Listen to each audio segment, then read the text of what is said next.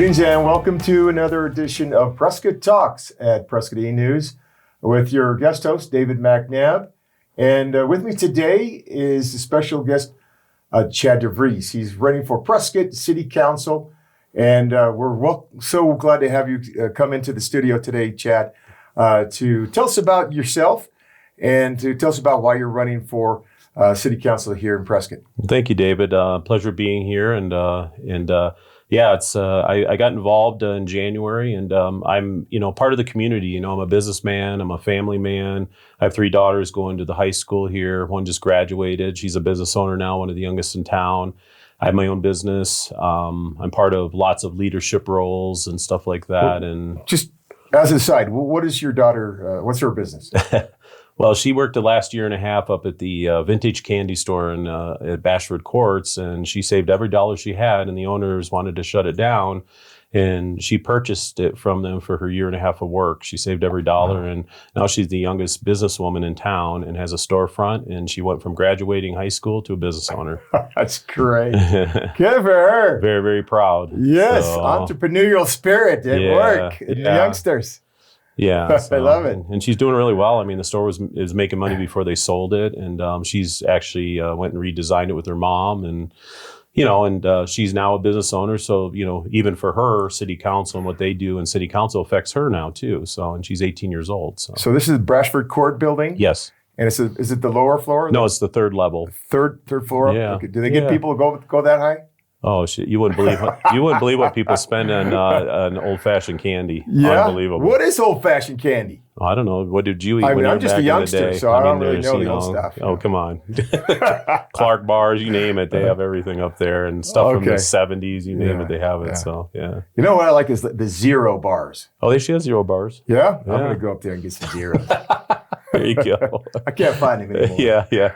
Cool. Well, I'm glad you told me about that. I'm definitely gonna go. Okay, and tell us a little bit about your background.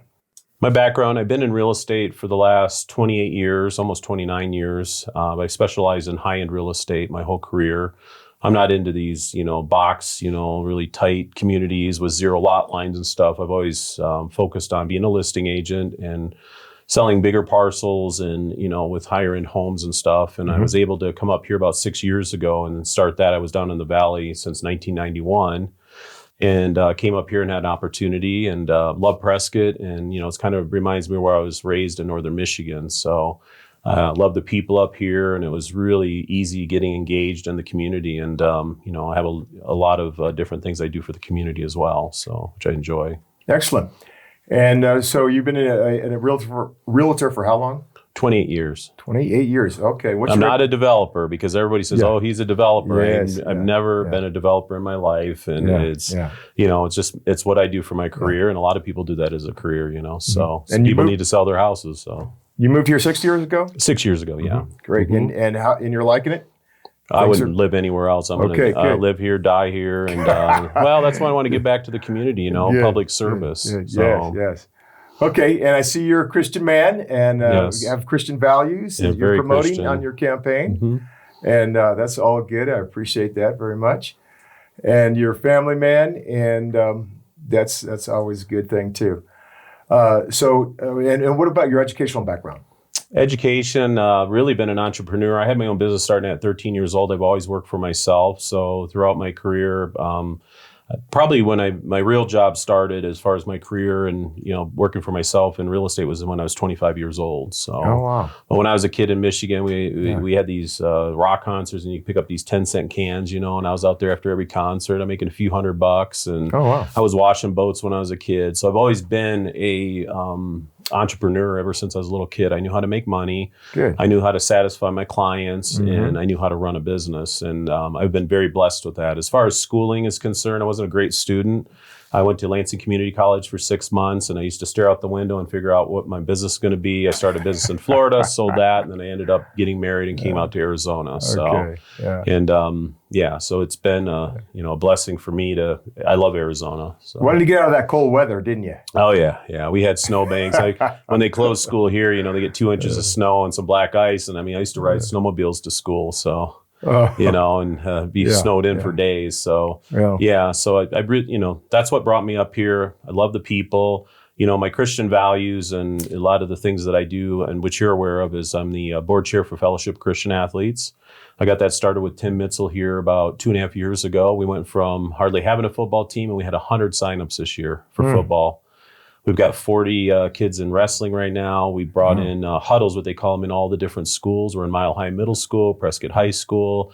So it's like Jesus 101. We're not throwing Bibles at them, but it gives the kids direction and things like that and accountability. And each one of those, we have about 20, 25 kids. Nowadays kids are missing their fathers, or they just need one-on-one time with someone that they can, and the Bible's a great thing to go to. I also put together a partnership between FCA and the Wheelhouse Kids Sport Complex. So Charlie Arnold out there, we have pro BMX racing, we had inline skating, we have 15 different sports. I just raised money for a football field. So I'm a sponsor, I'm an advisory board member, and and I raised the money for out there. And then also I'm a part of housing is a big deal for me. I'm about attainable housing here and a lot of people that are homeless. I'm part of House of Hope 316 in Prescott Valley for the elderly. We've housed 15 elderly people right now. Yes. Working on a pledge fund, and Vice Mayor of Prescott is working with me on our capital pledge fund. Prescott Valley. And then the last thing I'm part of is Agape House, which everybody knows Mike Kimmel, and he's a great man of the community, and we've been helping homeless families get into housing. So, well, good for you. I feel like with those leadership skills and what I've been able to do in my career, that I can bring those talents and what I have to the city council. And great. Yeah. Well, we really need that kind of support here in Prescott for homeless people. And, we've just recently had Bert Hunt in, who is director of Hope House. Well, I work with Bert. We did a show recently. And so if you haven't seen that yet on Prescott Talks, look up the show with Bert Hunt and check that one out for Hope House 316. And we're going to get the director for Agape House in as well. Yeah, Mike's a great guy. And then Mike and Bert, they helped me about a year ago. I helped a 85-year-old homeless man off the street that was 95% blind and just down in his luck. And those, between both of them and their ministries and stuff, we've got him in a good spot. So great people of our community, and blessed to be part of their organizations. Yeah. Good. Yeah, those are all good things you're doing there. No, I just want to go back for just a minute to explain a little bit about the Christian fellowship that you do for the athletes, the athletic fellowship there. Just tell our listeners how that works. How you go in and to when you speak to these kids and how that works. Well, the thing is right now, I mean, through coaches and, our FCA has been around since the early 50s. And in the Midwest, you have to be part of FCA. It's part of every college and everything. Out here, it's a little different. Down in the Valley, it's set up. But, we bring, we open up to the kids and kind of tell them what we do. And even their parents, some of them haven't, they don't know anything about, what's this Christian thing and whatever. It's not really just about that. It's about fellowship and teaching these kids the right from wrong and direction and stuff. And parents are thrilled. And when we have football games, the other teams sit down and kneel and pray with us. Where do you see that anymore, right? And there's accountability. If a kid swears, I don't care if he's the best football player, he sits on the sidelines. So there's accountability and structure. We had 3 kids last year that were from Cordis Lakes, and mom drove 50 miles to bring them to practice. And the one kid, his mom was in prison, dad's not alone anywhere to be found, living with grandma. If we wouldn't have helped these kids, they'd be on the street or they'd be doing drugs. So it's really getting kids thinking and giving them structure, which was really lacking nowadays, and accountability. Yes. So the Fellowship for Christian Athletes is an after-school club? Yes, in sports. And how often do they meet? Tim, when in school, I think they have a weekly meeting at the schools. We're in Mile High, we're at Prescott High, we're at the colleges, we're in Northern Arizona, now into Chino Valley and everything. So, excellent. Yeah. Real good. Now, why did you want to run for Prescott City Council? Good question. Well, I really felt I know the pulse of the town. I'm 53 years old, and I hear from, I've been attending all the school board meetings. I see what's going on in the schools, and I'm actively involved in that. And I see just so much going on in our town. And I'm like, we really need someone like me in there, especially at my age, to really represent what's really going on. Because I really feel in our town, we don't have a lot of transparency. And a lot of people don't want me in office because I am the transparent a city council person, because I really feel when something comes up, people just go crazy, like save the rodeo. And then, it just comes out of nowhere. And then like we just had the other day about the new Prescott Hotel and, or a lot of the developments in the pipeline. Well, I think we can do a better job at letting people know what's really going on ahead of time before we get into those, whatever you call them. I mean, there's pitchforks out sometimes, and just get people to understand what's happening in our community and work together, because, we just had a rodeo meeting and it was great. It was a city council study session. And I was shocked because the people that were opposing and the neighbors and all that stuff, after the council meeting, everybody's like, let's work together. Imagine that. Wow. Why can't we come together? First time for everything. And that blew my mind. And if we could do that in every issue that is a big issue in this town, I don't think we'd get so many people angry and all this stuff, because even growth, they see, up by the Grease Monkey, 140 apartments, and they have all, now they're seeing Stringfield or Granite Mountain going in, and, that's in the county. But if people knew about it ahead of time, or what was already planned, some of these were planned way before these previous city council or this city council and the mayor and stuff. But just being transparent, getting out the information to the people, because I've been endorsed by several business owners in town, and I really want people to understand what's happening. Yes, and so the rodeo meeting did go well. Oh, and we're really well, if you really look at the rodeo, and I got someone bash. Well, you get a lot of bashing in this business, but I'm pro rodeo. I'm a Buckle Club member. I've been donating my money the last 2 years, and everything is. It's a 501c3. It's private donations. Mm-hmm. We were doing fine even without that government money coming in. We'll still do fine. If that goes away, we still keep going forward. But we have to improve those grounds. It's a big economic driver in our community. And when the neighbors finally, Karen Fan has this group, and they did a talk on you dialed in. It was like 4,500 people on there, and there was a neighbor representative and other people, and really understand what's going on. I think that's the biggest thing. Just everybody needs to get together, understand that, hey, want to keep the dust down. We have dark sky lighting. Right now when you have those portable lights out in the parking lot, straight up in the sky. The speakers out there, they just blast straight in the community where they want down lighting. Make the benches, it's, I mean, you get splinters if you sit on it, it doesn't have to live, we don't have to sit like 1888, you know? Right. So just clean it up and everything. Everybody's worried about this huge expansion. They're not going to put like a Findlay Toyota Center. They're talking like 25-foot tent and be able to do inside vents and stuff. But that's so far, that's years out compared to anything else. So. Yeah. Okay, real good. Now, tell us a little, now your campaign has been very successful, very high profile.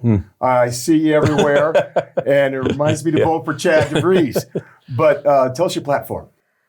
Well, my platform is really getting out to the people. My platform has been, recognition. I do a lot of radio stuff, but Tony Hamer and I, we've kind of been out door knocking. We did a couple thousand doors. My platform is, I'm for the people. I'm the voice of the people. We knock those doors, and I got to tell you, our citizens of this community are wonderful people. I mean, they're so welcoming. I think I got the door slammed on me twice.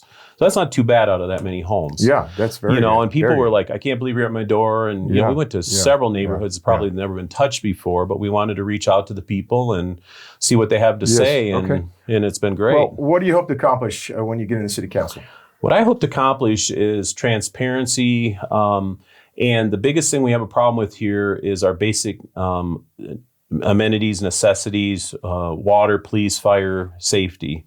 As a leader, I went out there and I met with every top, I met with Chief Bonnie, I met with Leslie at the Waterworks Department, I met with all the heads of all the departments, Katie Gregory, our new city manager. Good for you. Because I want to know what's happened in the past, what's going on in the present, so I can make better decisions in the future.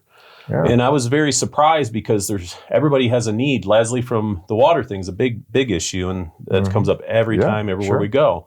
Well, she's been asking for a plan, she's been asking for procedures, and she's been asking for policy from city council. And she's not getting that. She was even at a recent study session, and How can you not plan something? Every time we get a new city council or a mayor in, it's like, let's do another water study. Let's guess how much water is there. Let's, versus let's come up with a plan. Let's stick to a plan. Right. I think they have a good plan right now for development where it's like every 6 months there's 26 acre feet. That's kind of a lottery system and all that. So I think we're going in the right direction, but we need better planning in this town. We need a strategic plan. Yes. And that's one of the things that I'm really fired up about. Chief Bonnie needs us. She has 1,000 warrants she can't serve. We're still lacking several police officers. We don't have a detective, right? And those kind of things. And I think we really need to think about our safety, our roads. Oh my gosh, you should have heard I heard pothole about 1,000 times through my campaign. Yes. Because people understand potholes when they hit them, Yes. Well, I appreciate you doing your homework. You've talked to a lot of people, got a lot of information about what's happening in the city, what needs to be done in the city, and that's what kind of people we need. Right. Who will do their homework before they spout off and go in a certain direction. Now, I know there's been a lot of mudslinging in your campaign. Can you just finish off by telling us about that and what's going on? Yeah, that's been really hard because when I came up here, I knew that you'd get a little bit of it, but our country and states and cities are so divided now. I never thought I would experience what I'm experiencing right now. My wife's afraid to leave the house. I mean, they've cut down her, she's Hungarian and, being an immigrant, and she did the right thing to come here. They're constantly bashing me every day. What I was surprised with, David, is even I'm a fiscal conservative. Even the Republicans are working with the Democrats coming after me. Oh, really? Well, yeah. And here's the thing. Why are they doing that? Right? Yeah. Because they don't want a good person that's transparent. Yes. I've been told I'm not a yes man, and I'm not a yes man. Right. I'm going to do what's right for the public. Yeah. When I get in there, I'm going to open up my office. I'm going to be more transparent. I'm going to push things out to the community instead of rubber stamping things. And, it's been very hard on my family because my daughters are upset because they see pictures of me with devil horns. And I've never seen behavior like this in my life. I mean, it takes thick skin to run for city council. a lot of crazy things on social media. And it's just, right? you got a lot of keyboard warriors and, and they think they can just, and I think people need to focus on the issues. Yeah. I'm the only candidate besides Mr. Hamer that's not endorsed by the Democrat Party. They're having a luncheon for him on July 26th, and I'm like, everybody's saying they're conservatives and all this, but then they're being endorsed by them. And I understand they say this is it's a nonpartisan race. Come on, everything's political nowadays. Well, that's right. And we had talked to Dr. Hamer last week, and his video is up, by the way, his video cast. So go check that out if you haven't seen it yet. The interview with Dr. Hamer. Yeah. And you and Dr. Hamer are definitely non-establishment candidates. I love that about you guys. And I really appreciate you coming in. Thank you. To talk about yourself and your campaign. Thank you. And good luck on the Thank election. you. Appreciate it a lot. This has been your host, David McNabb, with our guest, Chad DeVries, running for Prescott City Council. And thanks for tuning in to another edition of Prescott Talks.